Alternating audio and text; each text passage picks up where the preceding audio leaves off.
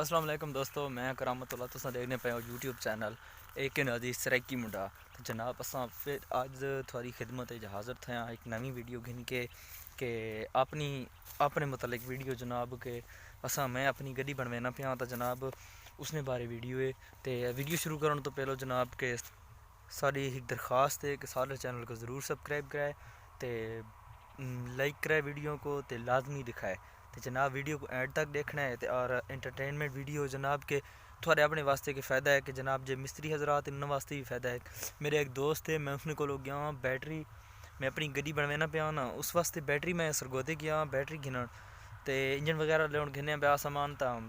सारा सामान गिन के आंदा है सरगोदे चो तो एक बैटरी विकदी है तो गड्डी नहीं डिठी से जगह जेले बैटरी नहीं तो वो जनाब के जगह ख़राब आई तो जगह नवी बनवाउण गया अस जनाब मेरा दोस्त है नईम खान मूसा खैर भी तो जनाब उस नाल गपशप की तो बैटरी नहीं जा बनाइए जनाब उसको मैं थैंक्स आखना चाहना कि उन्होंने मेरे को इतनी बेहतरीन जगह बना के दी है बैटरी रखने नहीं। तो मिस्त्री हजरात भी आख्या कि तुसा अच्छा काम किया है। तो जनाब जो हम थोड़े घनी इजाज़त गिनसा तो सारे चैनल को ज़रूर सब्सक्राइब कराए तो असा होर उम्मीद अच्छी अच्छी वीडियो थोड़ी पेश करा। तो जनाब के हुण असा चलने पाया अपनी वीडियो नहीं जाने। अल्लाह हाफिज़ जनाब, खुश रहो दोस्तों।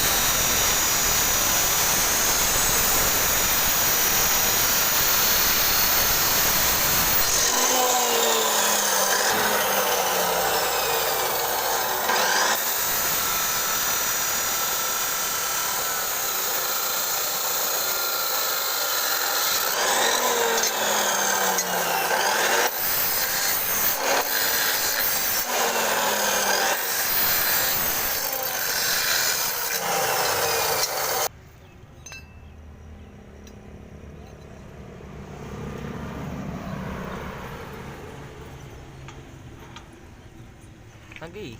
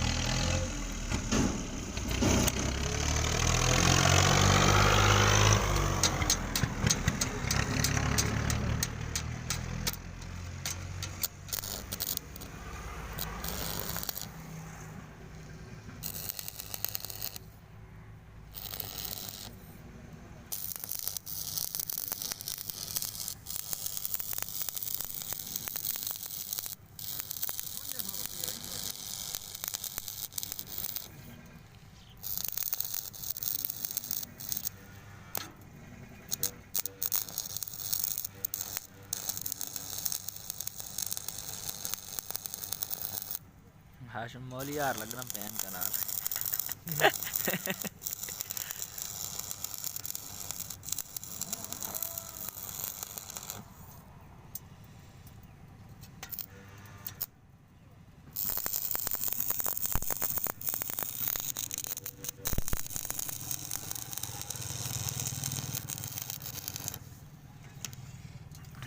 रवि तले ना लगा तो ठीक है लगाओ मजबूत हो थोड़ा थोड़ा हिक हिक टू चटू चले इस जाते बहुने ना तो चले ने यही दो इन्हें लिखे ना पे ओ हनी वाली हिक में ओ न ले सही खैर है क्यों कि थरो दिया कुछ है किवें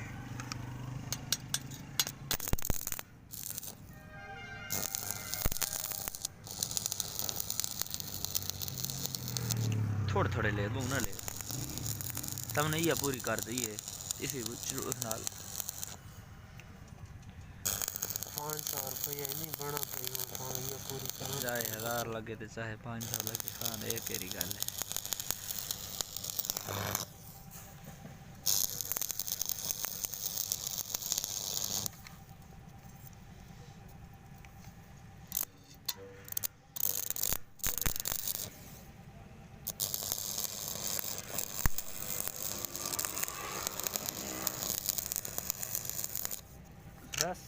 बस जी